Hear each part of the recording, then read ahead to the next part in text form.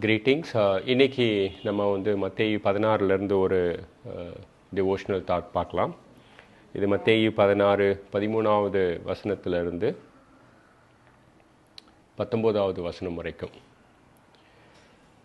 13வது வசனத்தில், பின்பு இயேசு பிலிப்பு செசேரியாவின் திசைகளில் வந்த பொழுது தம்முடைய சீஷரை நோக்கி, மனுஷகுமாரனாகிய என்னை ஜனங்கள் யார் என்று சொல்லுகிறார்கள் என்று கேட்டார்.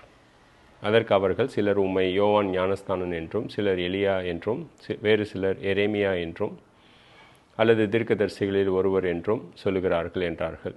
அப்பொழுது அவர், நீங்கள் என்னை யார் என்று சொல்லுகிறீர்கள் என்று கேட்டார். சீமோன் பேதுரு பிரதியுத்தரமாக, நீர் ஜீவனுள்ள தேவனுடைய குமாரனாகிய கிறிஸ்து என்றான். இயேசு அவனை நோக்கி, யோனாவின் குமாரனாகிய சீமோனே, நீ பாக்கியவான், மாமிசமும் இரத்தமும் இதை உனக்கு வெளிப்படுத்தவில்லை, பரலோகத்தில் இருக்கிற என் பிதா இதை உனக்கு வெளிப்படுத்தினார் என்றார். ஸோ இந்த இடத்துல வந்து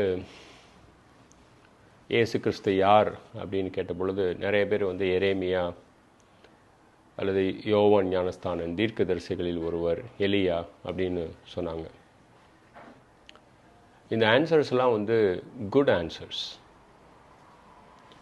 பட் ஆனால் கரெக்ட் ஆன்சர் கிடையாது.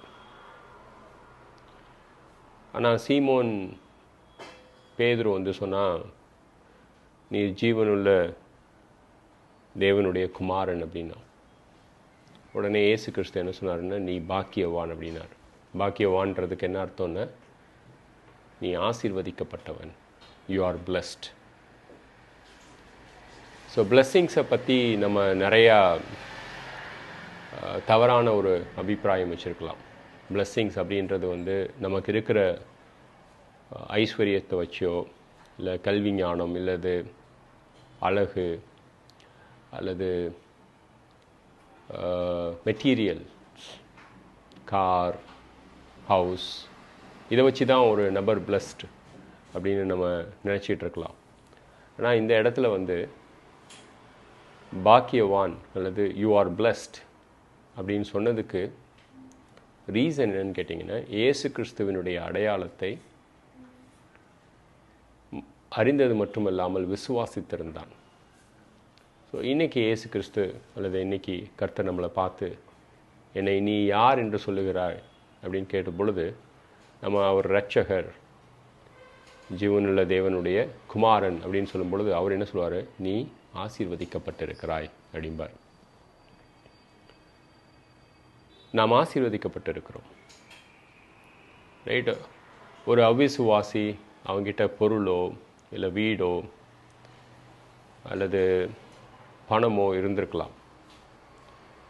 அவனுக்கு இயேசு கிறிஸ்துவனுடைய அடையாளம் ஒரு எரேமியாவோ இல்லை ஒரு மகாத்மாவோ போலவோ அப்படி தான் இருக்கும். பட் ஆனால் நமக்கு அவருடைய அடையாளம் இரட்சகர் அப்படின்னு இருக்கும் பொழுது கர்த்தர் என்ன சொல்கிறாருன்னு, நீ பாக்கியவான் அப்படின்றாரு. அது அவிசுவாசிக்கிட்ட சொல்லலை. இதுதான் ஒரு விசுவாசியினுடைய ஆசீர்வதிக்கப்பட்ட ஒரு நிலை அல்லது ஒரு ஸ்தானம், ரைட். இதுதான் உண்மையான ஆசீர்வாதம். இந்த சகல ஆசீர்வாதங்களினாலும் நாம் ஆசீர்வதிக்கப்பட்டிருக்கிறோம் அப்படின்றது தான் எபேசியர் 1:3 சத்தியம். அது மட்டும் இல்லாமல் இந்த ஆசீர்வாதத்தோடு ஒரு அதிகாரமும் இருக்குது. ஸோ இயேசு கிறிஸ்துவை இரட்சகராக விசுவாசித்தவனுடைய அதிகாரம் என்னன்னு கேட்டிங்கன்னா, பரலோகத்தின் திறவுகோள்களை நான் உனக்கு தருவேன், பூலோகத்தில் நீ எது கட்டுகிறது எதுவோ அது பரலோகத்திலும் கட்டப்பட்டிருக்கும், பூலோகத்தில் நீ கட்ட அவிழ்க்கிறது எதுவோ அது பரலோகத்திலும் கட்ட அவிழ்க்கப்பட்டிருக்கும்.